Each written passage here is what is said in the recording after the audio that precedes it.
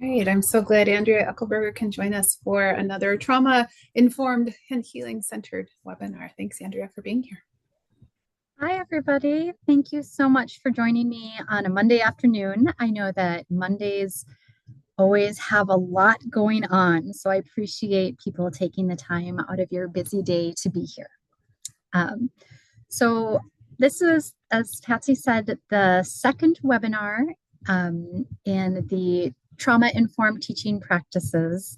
The first one was done by Lucille Amos a few weeks ago. And now we're going to be moving on to the second part, which is talking about holding space. So healing centered routines and practices for the classroom instruction. So if you joined Lucy, you had the opportunity to learn about how to do that healing centered in kind of the big picture. And today we're going to be looking specifically in the classroom.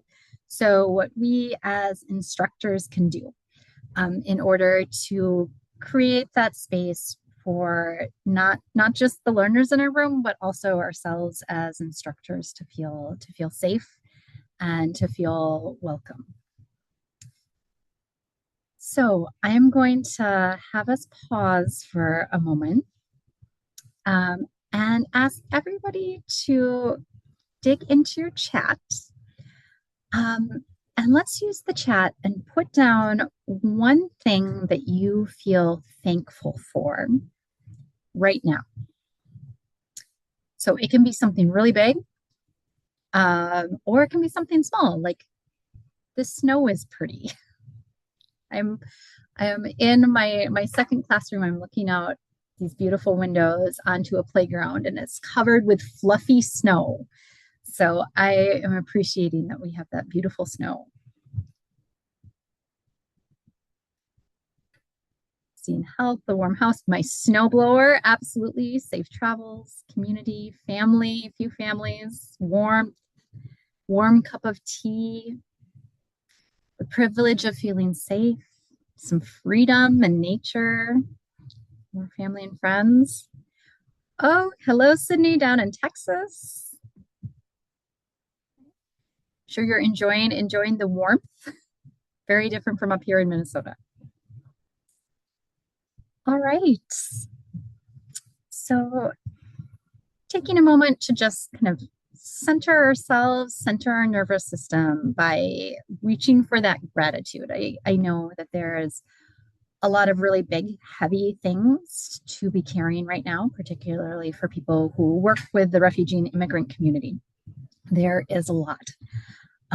But taking a moment to pause, to think about the things that bring us joy and help us feel gratitude right now helps to calm down our nervous system.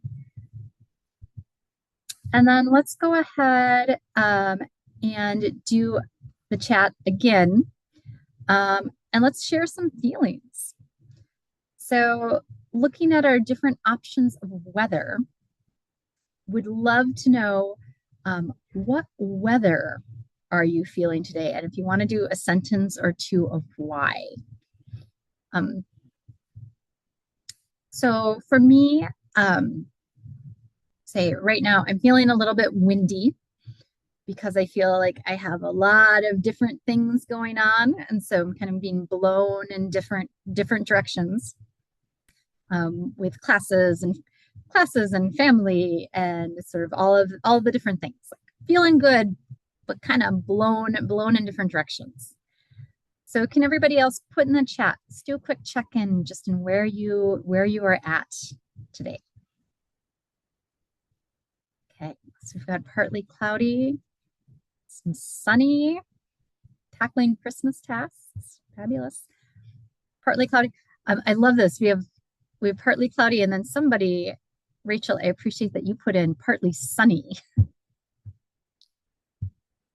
Okay, foggy, rainbows. Oh, great. Some foggy, snowy, partly cloudy. Yeah.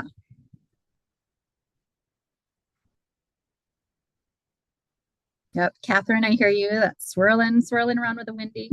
Some more sunnies coming in.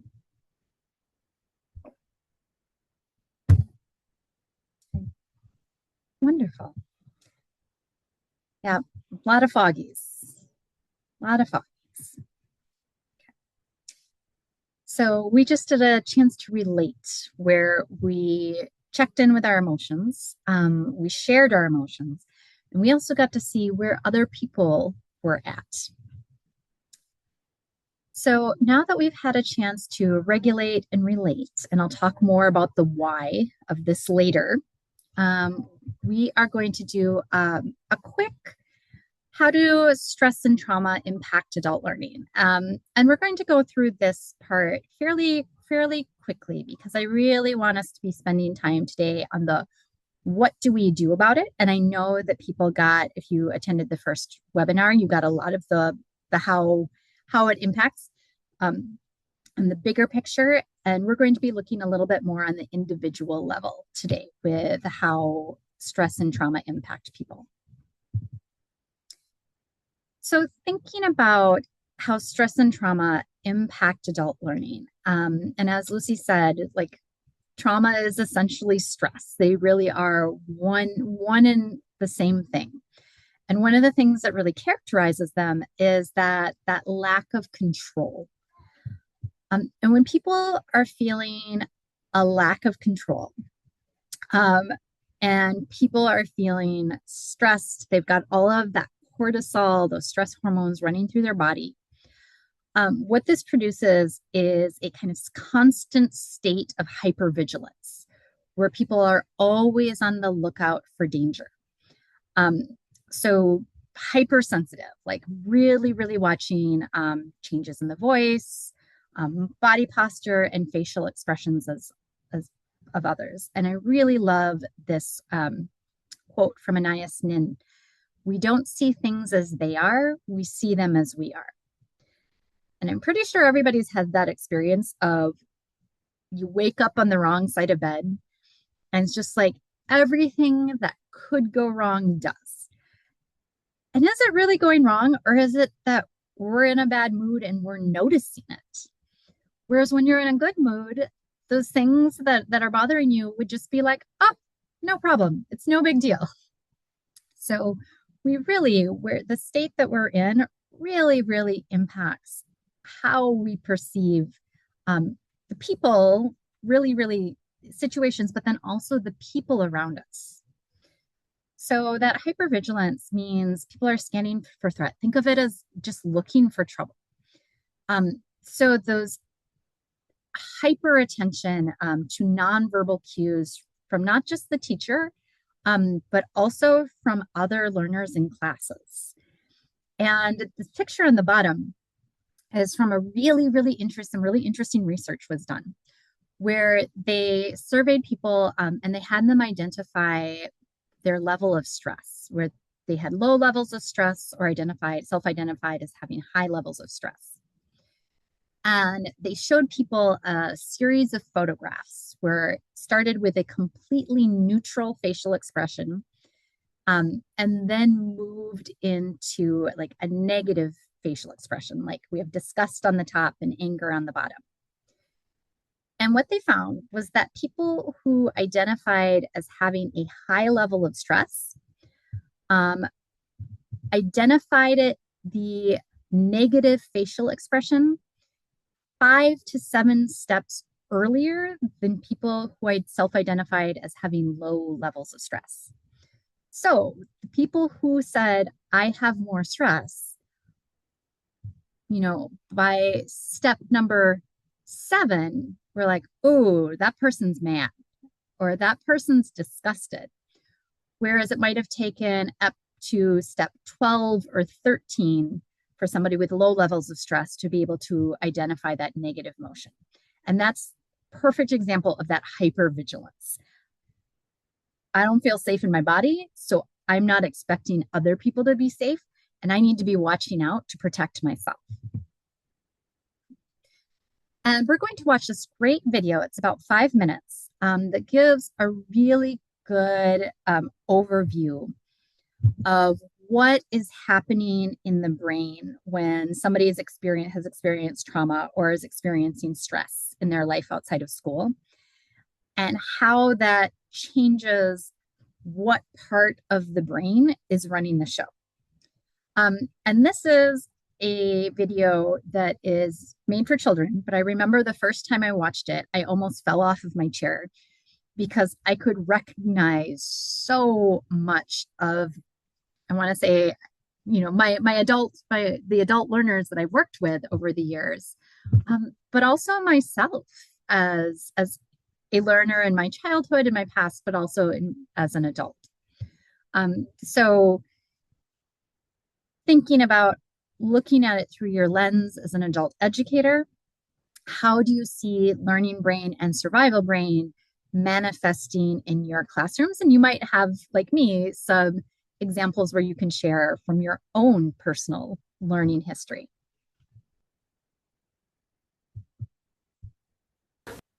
Hey, welcome back. Today, I really wanted to think about what's the best way to teach teachers about trauma without getting them distracted with all the technical stuff, and what's the most important thing for them to understand and learn.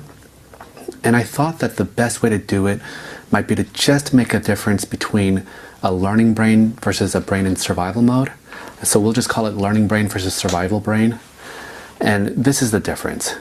So learning brain is this brain that's open to learning new information, and it's completely okay with ambiguity and grays and vagueness, and it sees the big picture. It like pulls back and is on the balcony, can look over the forest and figure out what's going on. On an emotional level, people in learning brain feel calm, peaceful, maybe a little excited about what they're about to learn, maybe a little playful and having fun too, and definitely curious. And they're not afraid of making mistakes because it's just part of the learning process. And so they're not really thinking about themselves. And they actually feel a little bit of confidence that if they just apply themselves, they might pick up what they're trying to learn. Now, survival brain, on the other hand, is completely different. It's hyper-focused on threat. It doesn't like ambiguity. It wants clear, hard facts. It thinks in black and white terms. It doesn't want anything to be gray at all.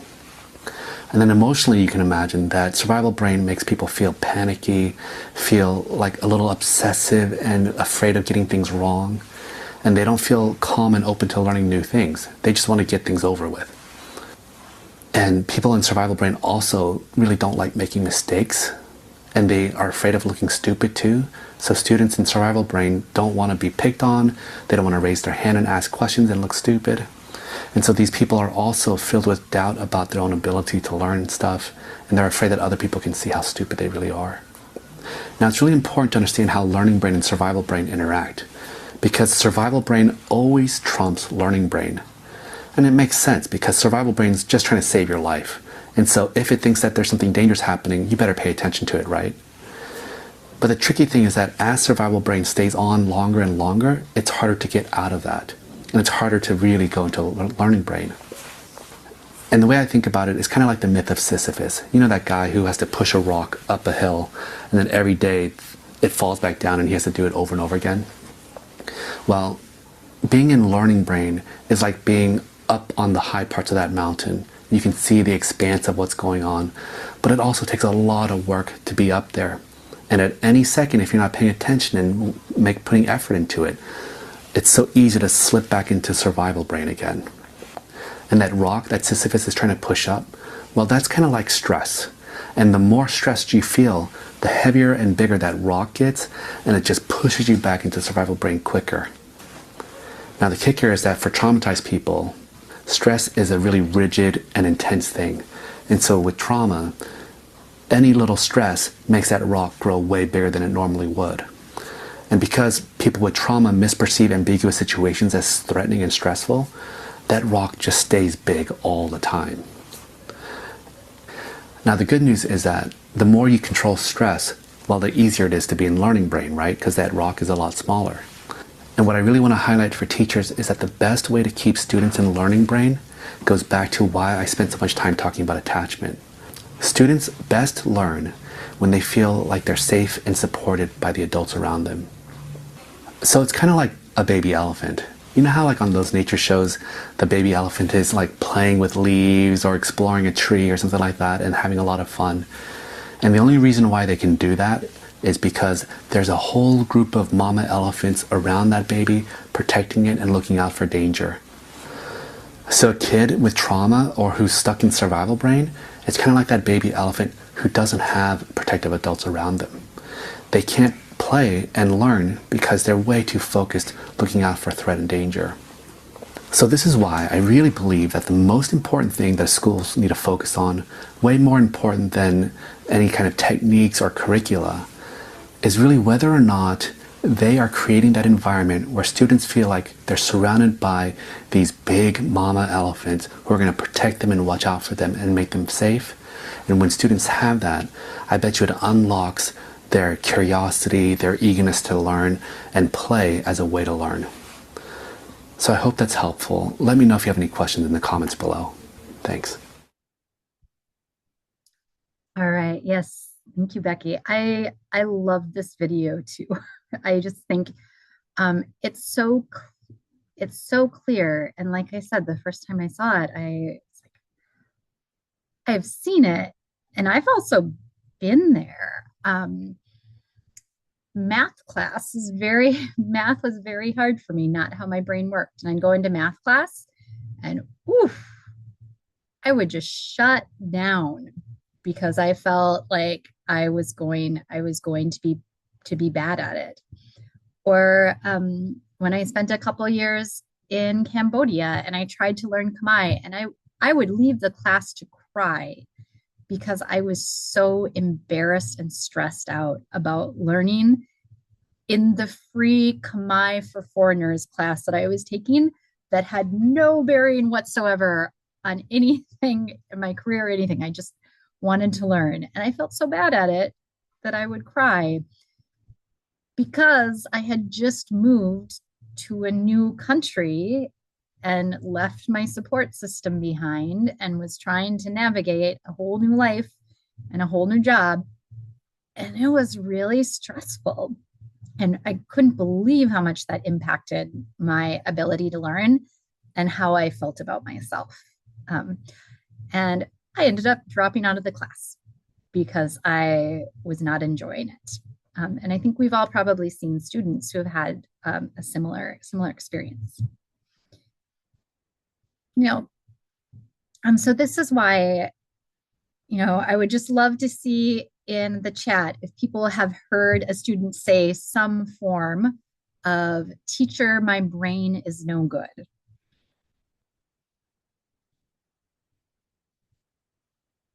So has anyone had a student tell you, "My brain is no good," or "I can't learn"? All right, so I'm seeing some yeses. Yep.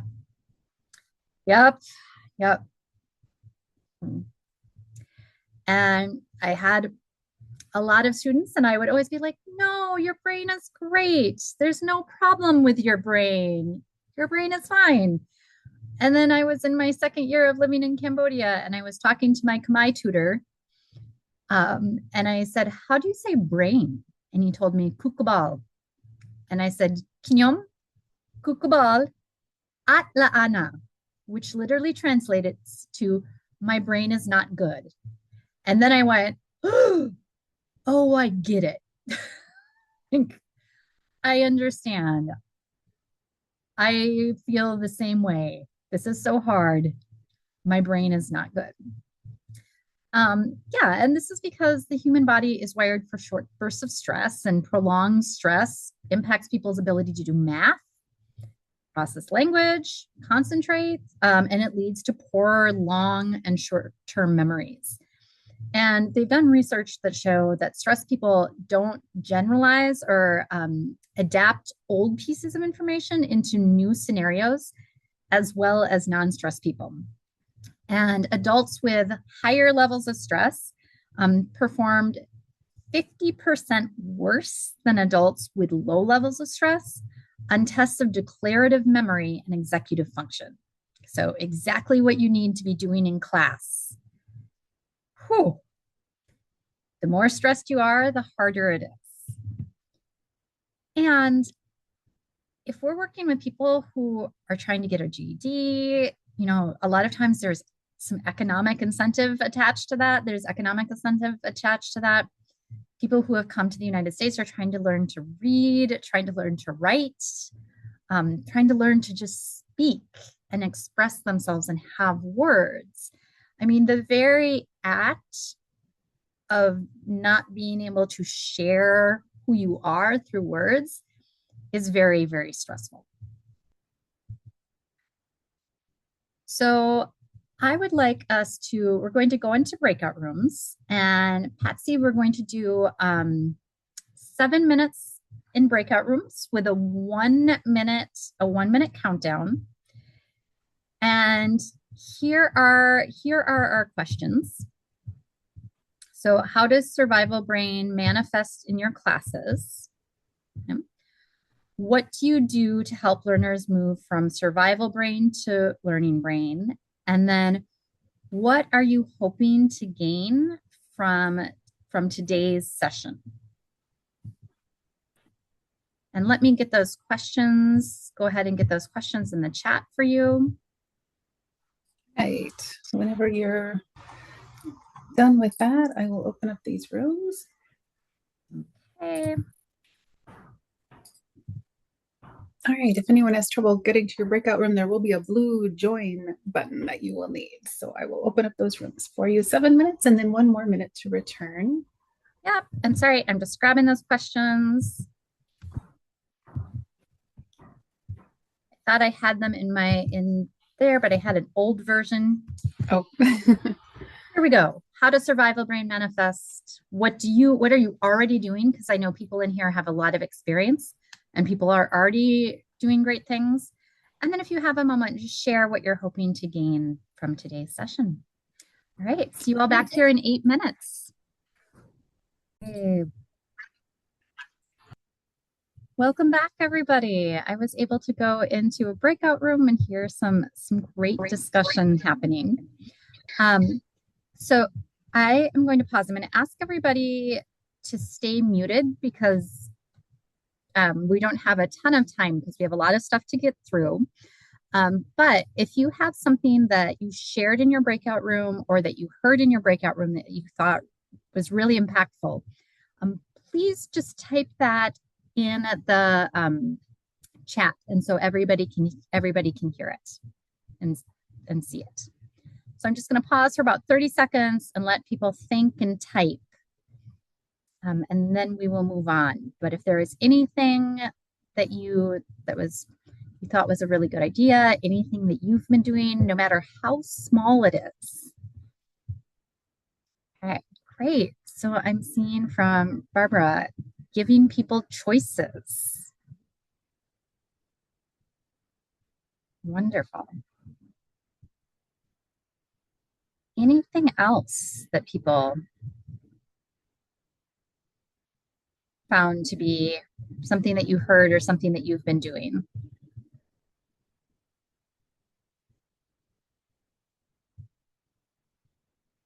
Your mentors, peer tutors, ease students into the classroom routines and environment. Okay. Whip around quick question at the beginning of class to get people in the mode of responding and thinking. Great. Last call, anything else?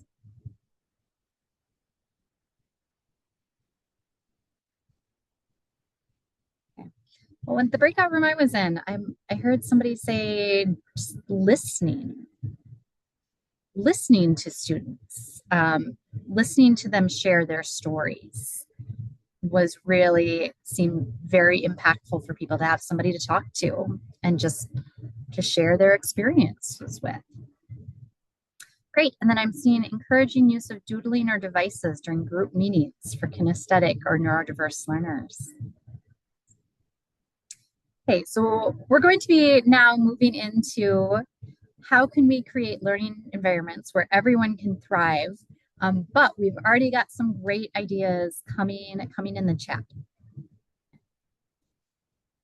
So let's explore and look at some different things we can do.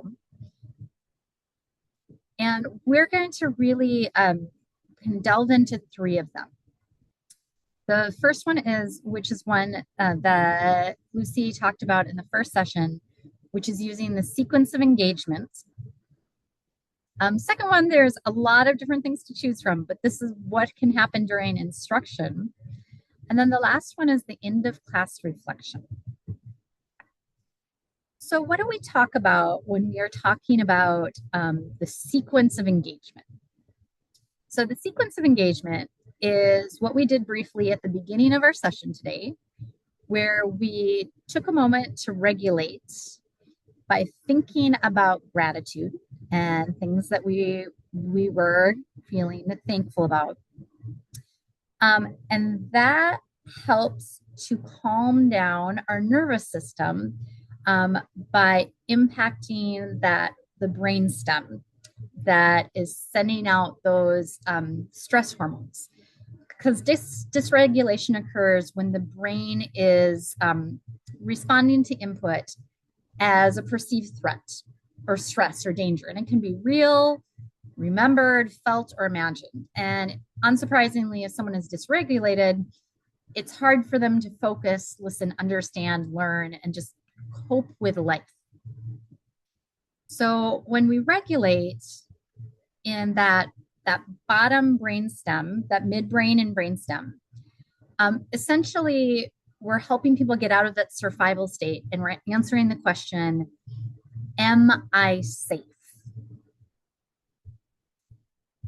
So I like to call this the basement of the brain, basement brain, because it's like down in that messy basement, but that runs all of the operations for the entire body. Like that's where the central heating is, and that's where the circuit breakers are, and that's where central air comes from, is all in that midbrain and brainstem. So first we have to go down and just make sure everything is running properly and calm down our nervous system. So I'm going to have us practice this. And we're just going to do a quick tapping and EFT tapping points. This is one of the things that I do with my students. And so I'd like you to start by tapping on the side of your hand. And please take a deep breath in through your nose and let it out through your mouth.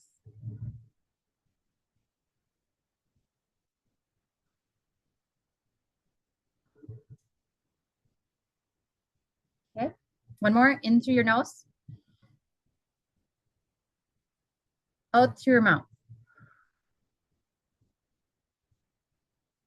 Wonderful. And I'm going to remove my glasses for this next part.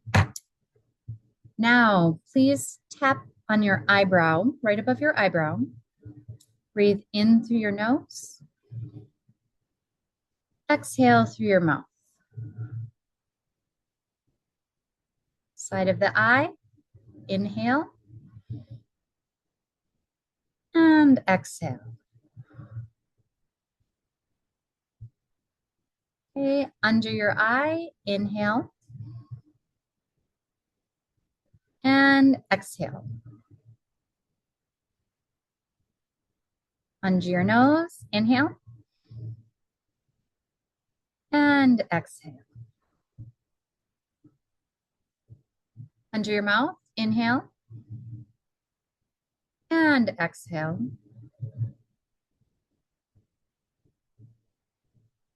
Okay, collarbone. Inhale. And exhale. Let's do that twice more. Inhale. Exhale. And inhale. And exhale. Good. Under your arm, inhale. And exhale. And top of your head, inhale. And exhale. Okay, now please stop. I'm going to ask everybody to give a smile. And then if you have something to drink, um, coffee, tea, water, please take a sip.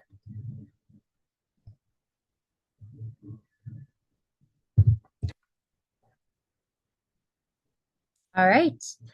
So that exercise is something that helps to regulate the body, regulate the nervous system. We're answering that question, am I safe? We're calming down the nervous system. And things that when we are in danger that we don't do are take deep breaths and drink water. So that helps to calm our nervous system. Next, we're going to move to the main floor, which is the limbic region. And the limbic region controls emotions. And essentially, we're answering the question for our brain, am I loved? Right. So we did weather earlier, but I'm going to have us try this again. This time, based on this cat scale, okay, we're doing this again, but this time we're going to do with cats. What number are you right now? How are you feeling right now?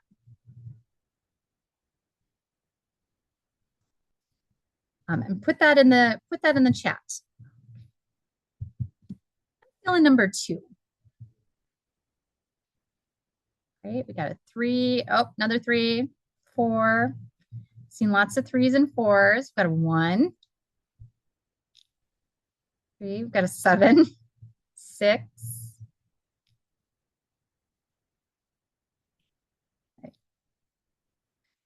Up. And then just scan through. See if there are other people who have the same number as you. Or are there ones that have a number that you feel like are close, or you're like, I'm actually feeling that one too.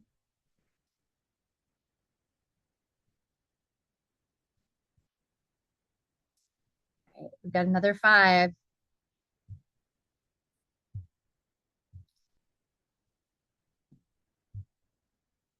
All right.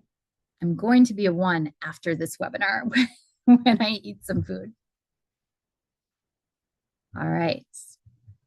Well, now that we have been in our basement brain, we've calmed down our basement brain, we've addressed that limbic region, which is, kind of the living room, kitchen, where everybody gathers together, where we handle emotions. Now we're going to be able to move up to our office attic, into our prefrontal cortex. And our prefrontal cortex is where we do all of our reasoning. It's our executive state. And now we're answering the question, what can I learn? And I'm ready to learn. So that is what would be like that sequence of engagement that you could do it at the start of class. And I do it in all of my classes. And I'll talk a little bit more about how I manage that with not all students being there right at the start of class. But moving through those regulate and release, regulate and relate steps really, really helps students to calm down their body, calm down their mind, have a moment of connection, and then be more ready and more able to learn. There's a lot of research on this. And one of the things that I really noticed is that when I decided to do this for my learners last year, did it all last year, was, who else it really helps? Me as the teacher.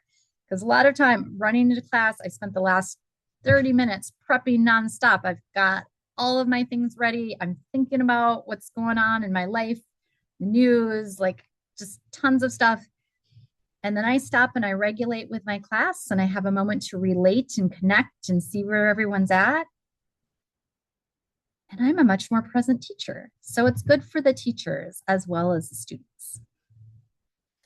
And really, this was another thing that Lucy talked about in her session, is that when we're thinking about the best and kind of optimal learning environment, It's one that has high structure and high warmth. So it's warm, people feel welcome, they feel loved, and it also has that high structure, which helps people to feel calm and relaxes their nervous system because they know what's going to happen next. So let's talk about some specific instructional strategies we can do. And that number one thing is provide consistency and structure. And so using routines and letting learners know changes ahead of time. And so people know what to expect if something is going to be changing or something different is going to happen one day. For example, I'm in a school district, we do lockdown drills. We have one happening on Thursday. So Monday, Tuesday, Wednesday, and Thursday, I have a slide up that I say, Thursday, lockdown drill, 10:15, so that when it happens on Thursday, everybody will have lots of warning and won't be surprised. And really, I know as myself as a teacher for a long time, I felt like I had to be creative and do a bunch of different things and that people were going to be bored if we did kind of followed the same structure every day. But it turns out that routines, and I love this quote, they facilitate teaching and learning. They don't just make your life easier, but they save valuable classroom and prepping time. But really what's most important is that efficient routines make it easier for students to learn and achieve more because students aren't worried about what's going to happen next. What's going to happen in class today? Will I be able to do it? Will I understand what's going on? Will the people around me understand? People can feel much more prepared, and that helps calm down the nervous system.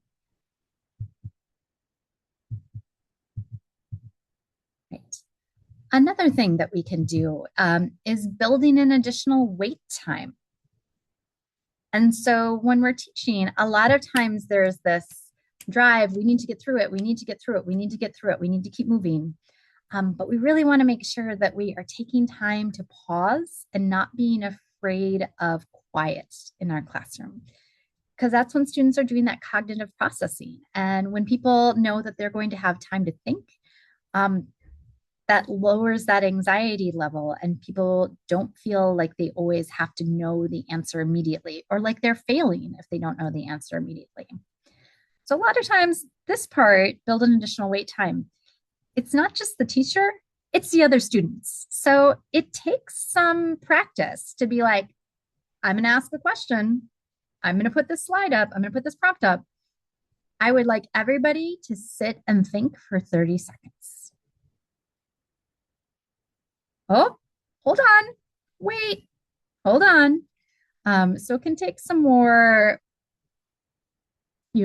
giving students some clear-cut instructions and doing a little bit more classroom management. Another thing that we want to do is help learners feel welcome whenever they arrive at school. So one of the things that I do, and this was a term coined by my colleague Andy Francis, is to use a soft landing at the start of class. Because I don't know about you, my class starts at 9. I usually have about 7 out of 25 students at 9. Sometimes I have 3 out of 25 students at 9. I'm sure that I am the only person who has this problem. Everybody else's students are always there 5 minutes before class starts. So students trickling in, yep, is definitely a thing that we all experience. And when I shifted my class to having a soft landing, so something that I do for the first 20 minutes of class, that is productive, useful practice. It is good for the people who are there, but it also isn't introducing new information or doing things that I really want everybody to be there for. I've been able to be much more welcoming to students. Like as people pop in, I can say, hi, I can call them by name, I can check in on who they are, because we are doing our soft landing routine. And people can come in anytime and just join it. So depending on your class, people will have very different routines. Here are some of the ones I do. On Mondays, we always do dates and times. So myself, or I'll have students come to the front, or my volunteers, and we dictate dates. We dictate different times, or I'll say sentences that have dates and times, and students use mini whiteboards to write them down. On Tuesday, we do letter tile spelling with bananagrams. We are reviewing the phonics that we are working on that week. So it's additional practice, but people can just come in and join. They open up, we have bananagrams, they open their banana, and they can just jump in at any time. It's super helpful for everybody that are there, but it's not new information for people who have missed. On Wednesday, we dictate we practice numbers. We do a lot of different things. I have these flipping cards for numbers. Sometimes I have students pair up and dictate numbers to each other. Well, you can see on the right, one student is reading numbers and the other student is writing them down. Or money is very popular, so I will dictate prices. And sometimes I pull up pages from Amazon and I'll dictate 4 different prices for an item. And then we look at the item and talk about which one costs the most, which one costs the least, how many stars does each item have, and which one would you buy? And then on Thursday, we practice sight words. So students come in and they pair up, or they get into groups of 3. One student reads from a set of sight words, and the other student listens and writes. So these words that students just have to memorize. So can people go ahead and put in the chat, what are some soft landing activities that would work for your level of students or the topic that you are teaching?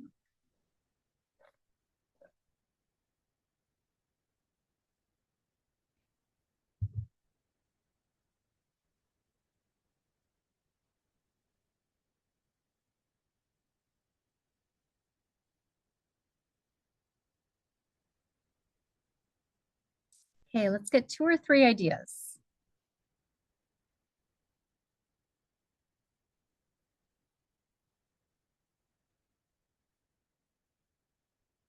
Practicing time.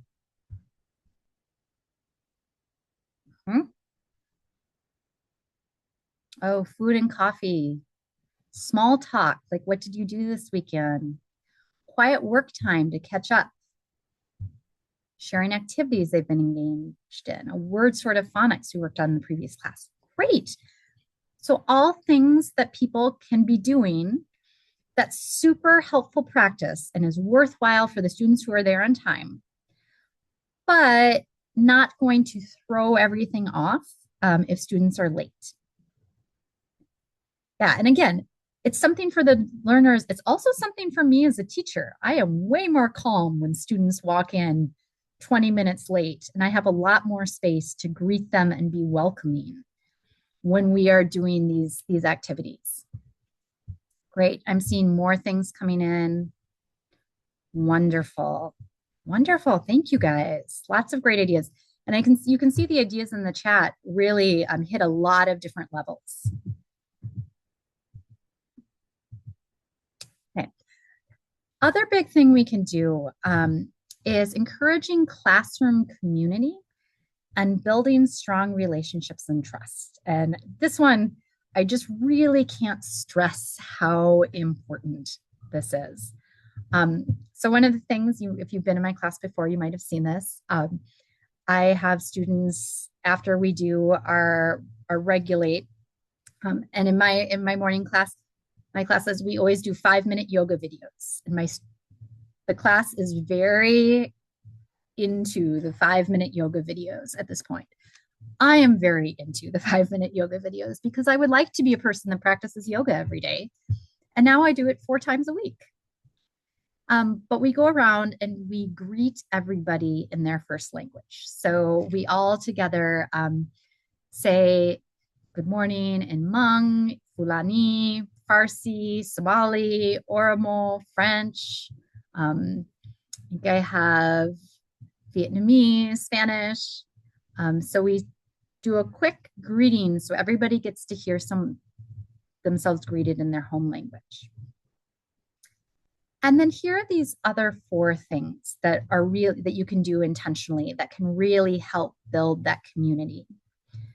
Partner and group work with a focus on intentional grouping, discussion groups with set roles, giving learners opportunities to act as leaders, and using learners' lives as examples for the class. So partner group work focus with intentional grouping. I do a ton of this in my class where students are kind of constantly working together. Even if I'll ask a question and I'll ask it to the whole class, and then I'll say, turn and ask the person next to you. Or we'll say a sentence and I'll say, great, now turn and say it to the person next to you. So there's just sort of a constant, we're together, you're talking to someone next to you. Together, we're talking to someone next to you. Even when we're working with our ventures textbook, I'll start the activity and then instead of students might do some silent work or students might work together, but then they check in a small group or they check with their partner before we do it all together. So there's just constant interaction and checking. So for this, I really like to do intentional grouping. Instead of just counting off or having students always be with the same person, the person sitting next to them or the person who speaks the first language. So some of the ways I do intentional grouping, if I want to do partners, I have sets of pictures that I cut in half and I'll have students get up and find their partner that matches the same picture, and that's the partner they're working with. So it's a great way to mix people up and also gives that little brain break. We're doing something visual, we're getting up and moving. And then when I want small groups, I will have students, I have a picture of chips. I actually have colored pieces of construction paper that I've laminated. And then I'll have, okay, if you're in the red group, come here, blue group, come here, yellow group, come here. And this works really well for me because I am able to then mix people up so that languages are together. So translanguaging can happen and students who have more experience in the class can support people in their home language. Or sometimes there's mixed level ability, or so students can be, again, supporting one another across languages, or maybe I want students who are higher to be together so I can challenge them to do more, while students who are lower together, so myself and volunteers can support those groups. So a lot of intentionality with forming those groups. And then I also use, a lot of times we'll use popsicle sticks with names drawn on them. And sometimes I will just draw the popsicle sticks and call out who's together. But what the learners don't know is the popsicle sticks are color coded by level. So I can, if I pull some red and orange, those are my high levels. You know, yellow and green are my kind of mid levels, and then blue and purple are the learners who need the most support. And when we do this, it gives us more control and we can pair learners up based on their strengths and based on what they need support on. So here's an example of 2 learners reading together. We have one learner from Liberia who English is her home language, but she didn't have a lot of opportunities to go to school. So she really needed more support with her reading and her phonics. And I paired her up with a student who was very, very sweet, but very, very quiet. And hesitant to speak, but who had strong reading skills so that they could be supporting each other. Get 20 new people who work for a year get $20, and we gotta be happy. Funny how we can't hear you. Oh, now that's better. $1. After 1 year, you make $21, and hours per hours per hours. Thank you so much. I think she finished about it. Sorry, it's so hard to hear. Okay, it is like the next one. We can how pronounce this. Wonderful. I'm looking forward to see it. Yes, she said, like, Ricardo, can you help me? Can you help me? And so she's able to ask for help, and then he's getting that kind of push to do more speaking. Another activity I really like that works with in particular with higher levels, and works if you're working in GED and you want to encourage people to do more academic discussion, is doing discussion groups with set roles. So here, this is something I learned from Jessica Jones and Liddy Rich from a session that I took years ago from them, where they would have set roles when they were doing small group discussion to encourage everyone to participate and also help students to practice that back and forth of conversation and active listening.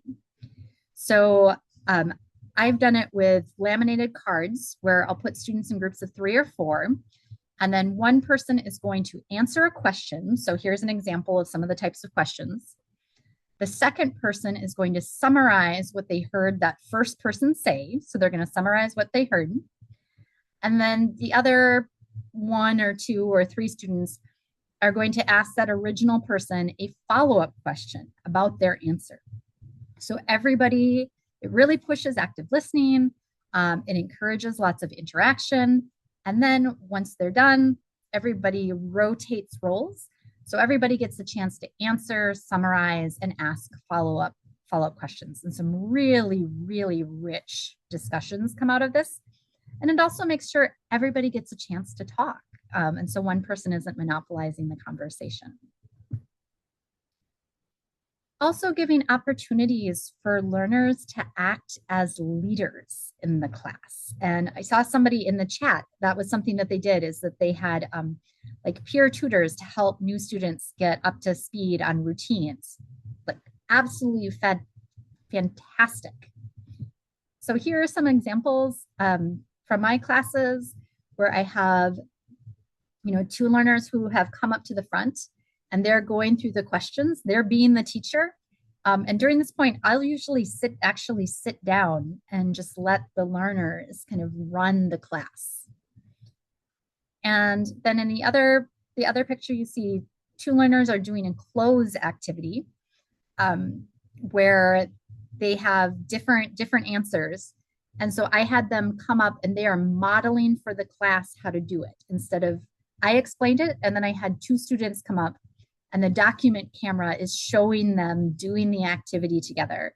So they are providing the example, and the class could see that negotiation happening.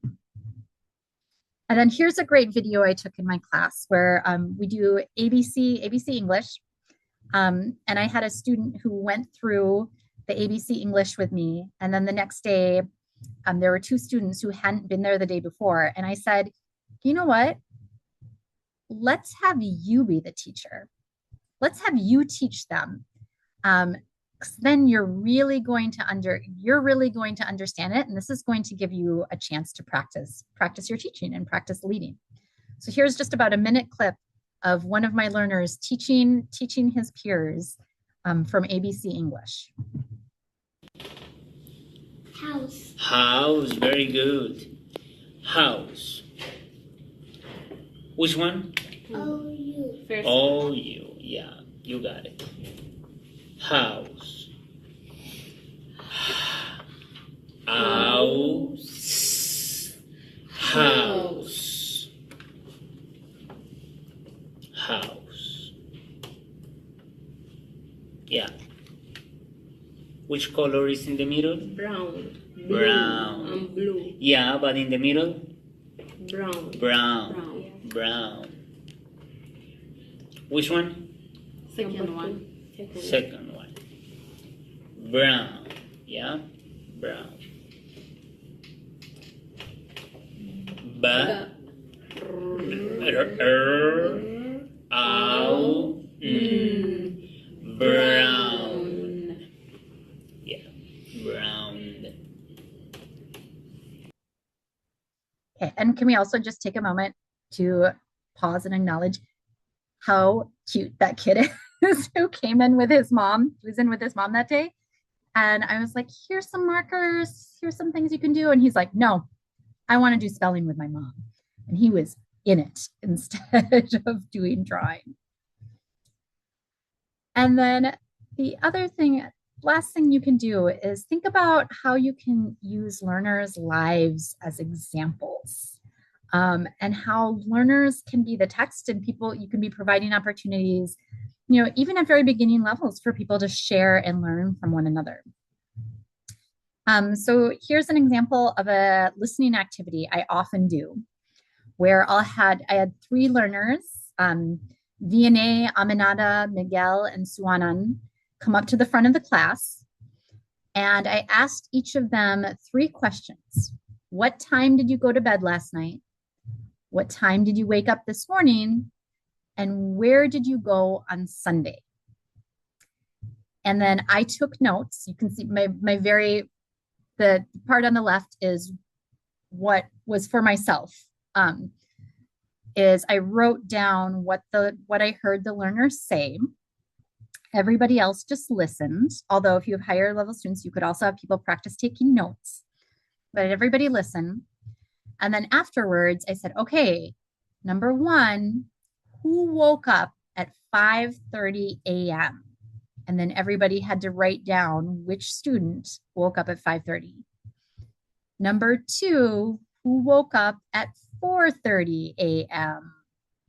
So lots of different types of questions. I think number 7 was who got 5 hours of sleep? Who got 5 hours of sleep? And we had 2 students, Aminata and Suanun. So chance for students, they've become the text. They're practicing each other's names. They're remembering things about themselves, chance to see things that they have in common with each other. So a way to kind of turn students as examples and students' lives as examples, and students' lives as being things that are worth listening to, paying attention to, and listening to. Here's an example when we were learning about qualities of people and describing people, where learners did group writing activities about other students in the class, and then we displayed them in the hallway. But we talked about what we liked about each other, and we wrote it up and put it in the hallways. My favorite is, I think Mukhtar is funny because he learned Spanish. Mukhtar was a native French speaker and Fulani speaker. And by the time he stopped out of class, he had pretty good conversational Spanish because he would chat with people every day. And then this last example, in my beginning class, I'm always asking students what they like, what they're interested in. I had a student that I was talking to her about her dress, and I was like, oh, your dresses are always so beautiful. Where do you buy them? And she told me that she made it. So this was the reading that we did, the dialogue that we did about one of my students, Shukriya, and the clothes that she made. And we all gave her a compliment and then practiced giving each other those compliments. And I saw lots of conversations, and like during break, people were over and looking at her phone. She was showing them pictures of the clothing that she'd made for herself and for her daughters. And so it really sparked a lot of interest and engagement when people are able to see what each other is good at. All right. So if people want to put in the chat, what is something that you're interested in doing from what we've talked about? And here are some of the things we discussed: that soft landing, collaborative partner group work, discussion groups with set roles tends to work better for higher levels, learners as leaders and learners' lives as examples. So can everybody put in the chat what's something maybe that you already do that you've had success with, or something you'd like to incorporate more of?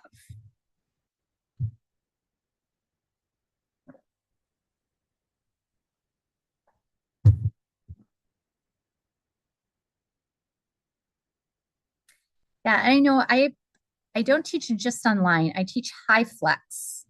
And so a lot of times for high flex, I'll have my online students they're the ones who will read questions out loud. They can still give examples. So do leaders. Those soft landing routines work really well for online students too. So great. Great. Thank you, everybody, for putting those in the chat.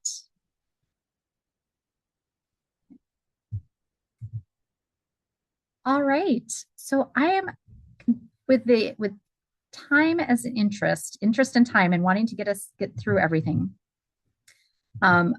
Let's go ahead. Let's jump into healing centered practice number 3.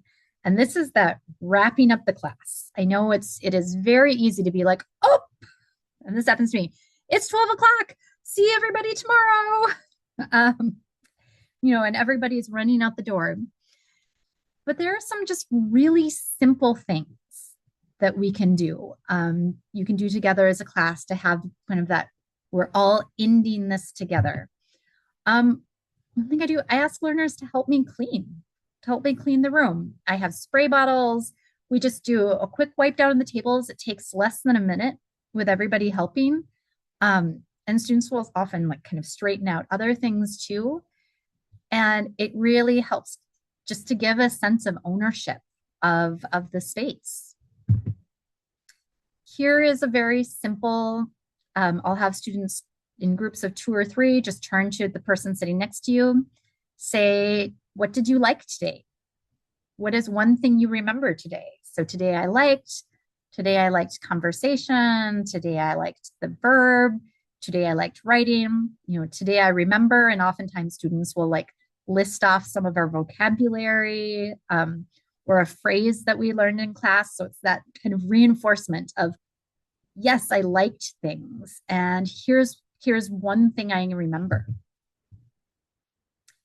And then we'll do an exit ticket a lot of times where if I have a volunteer, we'll stand by the door and I'll just ask students a super simple question, also based on their level, as they're leaving to reinforce not just what they learned, but then also to say a personal thank you, goodbye to everybody.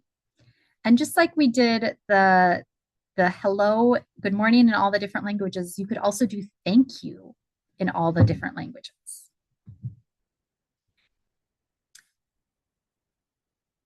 So there are some instructional things that we can do in class, some really concrete instructional things. And then I want to just talk a little bit about some strategies that we as teachers can do for learner behavior. So one thing, avoid looming and or hovering over and around learners. If people are feeling anxious or nervous, they really want to perform, having somebody lean over their shoulder or standing behind them and watching can be really stressful.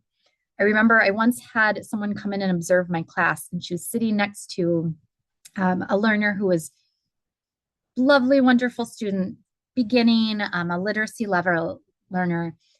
And about 2/3 of the way through class, because the person who was observing was a teacher and was helping the students and doing a lot of prompting, the student just burst into tears because it was too much of just having somebody watching her and supporting her the whole time.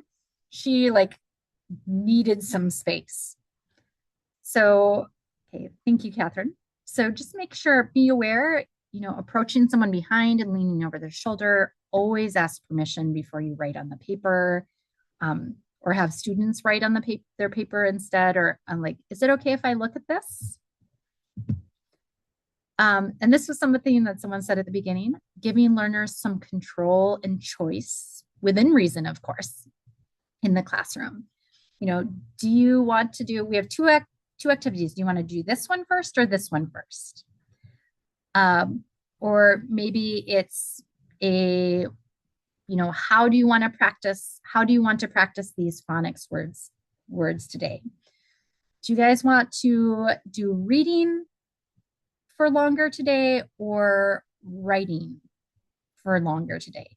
It can be really simple choices, but one of the trademarks of stress is that you don't have control. Because if you had control, you'd fix it and it wouldn't be stressful. So it's that lack of control, and feeling like you have a little bit of control in the classroom can really help. Modeling self-awareness and positive self-talk. So math is not my strong suit. I try not to say things like, I'm terrible at math. I say, math isn't very easy for me. So I need to practice it a lot more than some people. And also that modeling that self-awareness of, maybe it's, I'm really tired today. I didn't get a lot of sleep last night. So, but I'm happy to be here. I'm really happy to be here. Know your own triggers. So when we talk about triggers, it's that what bothers you? What if something happens can then lead to other things upsetting you more? And when you know them and you can see that it's happening, it's a lot easier to deal with it and manage it than if you don't know and you're just like, I feel frustrated right now and I don't know why. Like, oh, I feel frustrated because half of my students are on their phone. Students being on their phone is a trigger for me. I'm going to stop and take a few deep breaths. I'm going to pull up my purse. I'm going to pull up my phone and I'm going to drop it in my purse, my phone in my purse, and encourage all of the other students to do the same thing. We're going to laugh about it because I know it's something that bothers me. So I'm going to deal with it instead of ignoring it, but getting more and more frustrated that can sometimes start coming out sideways. Using laughter, and then remembering easy is a 4-letter word. If we tell somebody, this is easy, don't worry about it. You're going to be able to do this really quickly. This is easy. And then somebody doesn't find it easy, whew, now they feel like there's something wrong with them.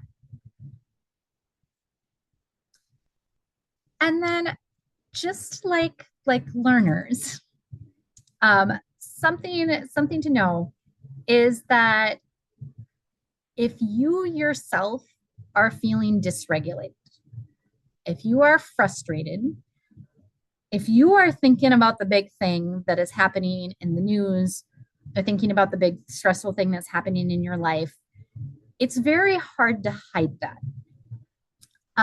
And people can read that. And so if you are elevated, if you are dysregulated, the class is looking to you to set the tone. And it's really not possible if you're dysregulated to help students to regulate.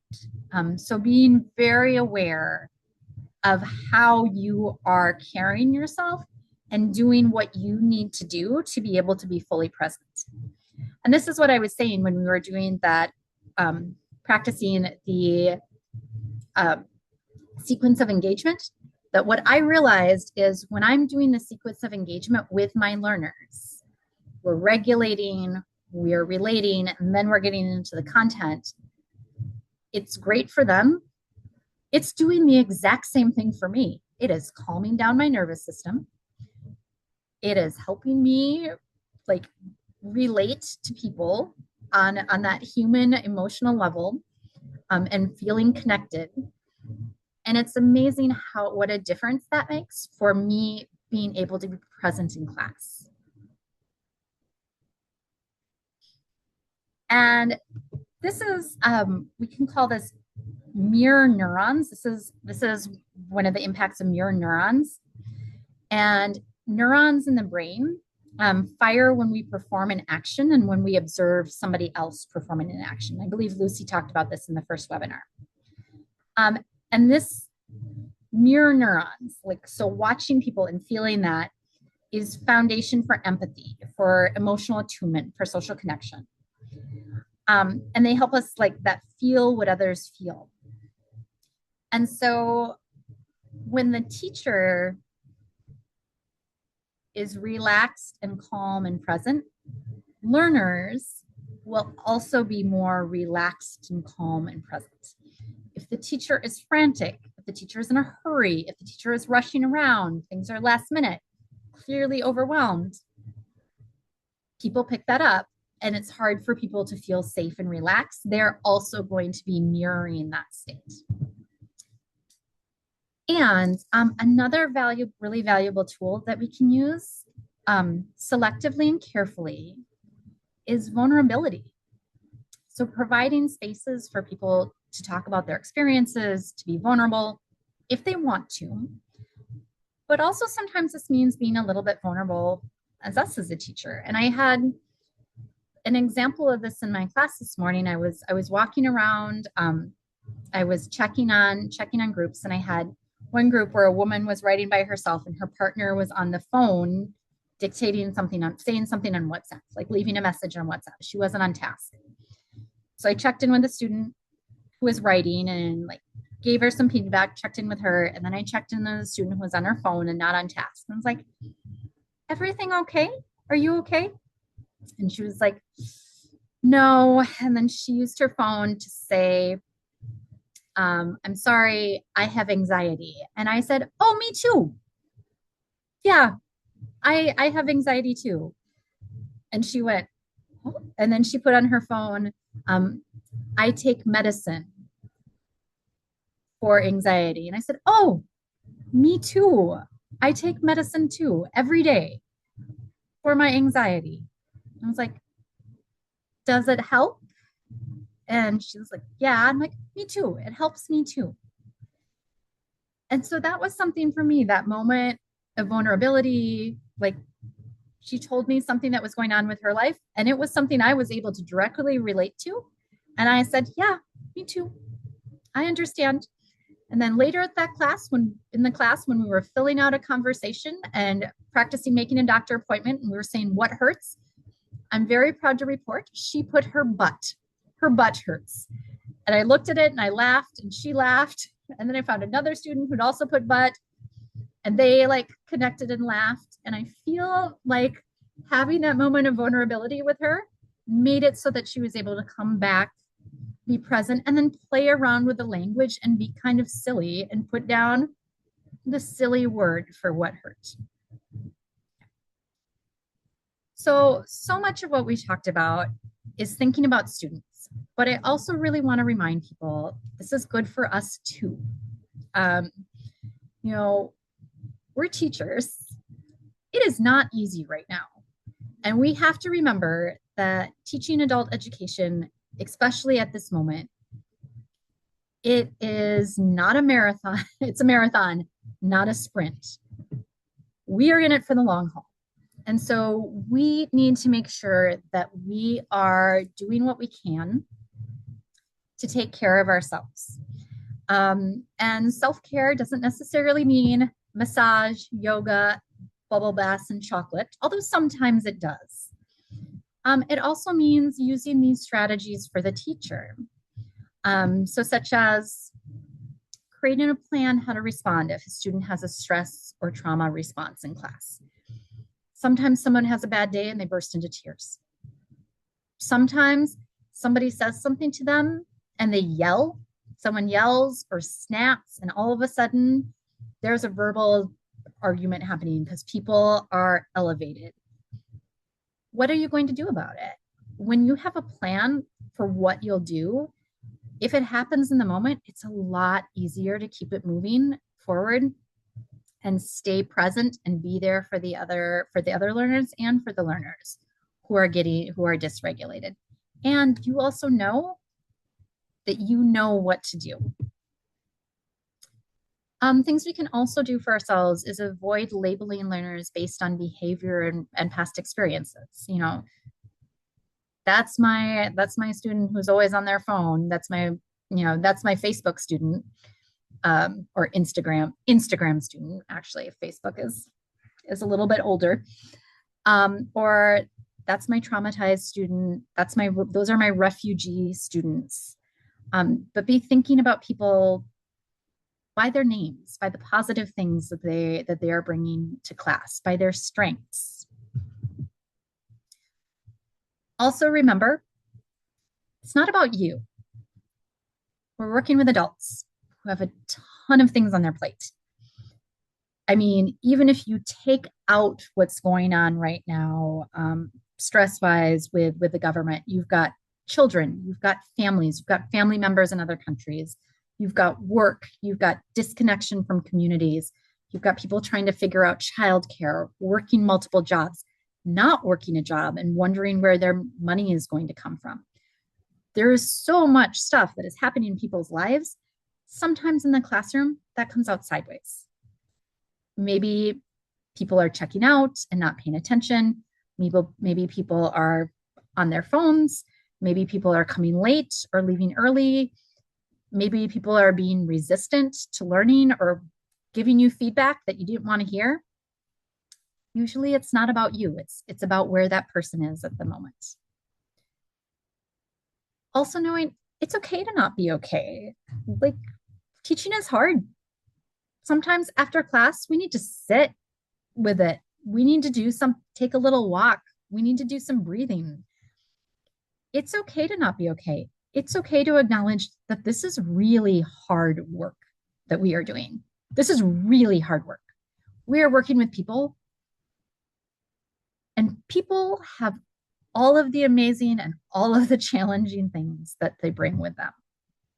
And so what we want to do is recognize what you can and can't control, and then focus on what you can influence instead. You can't influence what's happening outside of the classroom in people's lives. You can't influence whether or not somebody's kid has a tantrum and doesn't get on the bus. But what you can do is when that student walks in 45 minutes late, is greet them with a smile and tell them that you're really glad that they're there. And so happy they showed up today. That's what you can influence. And then also, please be thinking about, where's your community and social support? Do you have family that can support you? Do you have friends that you can talk about what the teaching is like? Do you have other colleagues that you can talk about to? Again, we're doing really hard work, and it is harder more than it ever has been. So how are you getting your emotional support? Because I know everybody in here is emotionally supporting learners. Who is emotionally supporting you?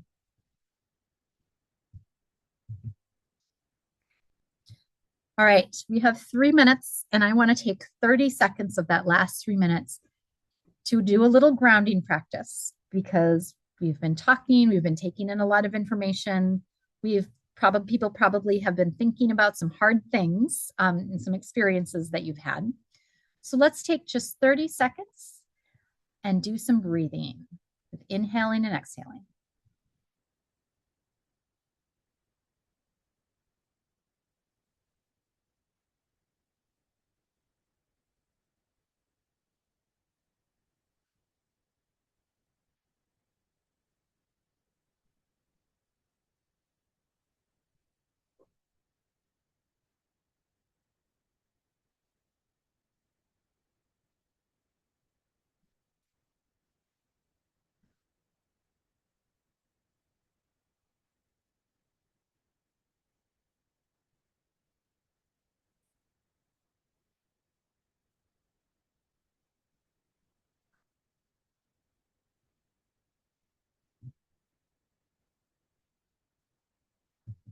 All right. And then I believe Lucy also talked about this in her session. But just remembering the idea of compassion satisfaction. This is the number one thing to beat burnout, to beat vicarious trauma and secondary trauma and stress, is the pleasure and feelings of fulfillment that can be derived from doing one's work well, contributing to the work setting and or an individual's life, or even to the greater good of society. So can everybody in the chat please share something kind about your learners And please share something kind about yourself. And I know for a lot of us, sharing something kind about learners, no problem. We talk about how great the learners we work with are all the time. But I also want you to do the second part. Please share something kind about yourself as well.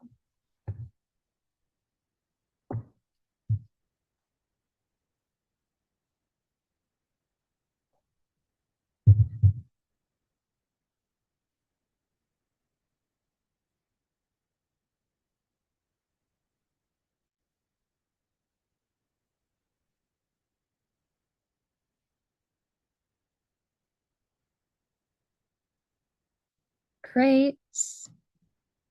Great. Wonderful. Yeah. And remember, everybody, something kind about yourself too. Oh, thank you, Betsy. Yes, I'm seeing empathetic, love learning, good at relating, like to learning new things, kind, patient, love helping. Great. Taking time. Yeah. Wonderful, everybody. Thank you so much. Yeah, being a good and compassionate listener. I love that. All right. Yeah. Yeah, that doing that meaningful work, it really makes a difference when you wake up in the morning, you're like, I'm gonna go see people, I'm gonna go see awesome people that I like, and I'm going to help. I think that's one of the most important things that we can have right now. So thank you, everybody, for being here and for doing all of the work that you do. Whew. Thank you, Andrea. I appreciate it. If you want to find your chat and say some thanks to Andrea with your reaction button, appreciate it. And I'll close the recording.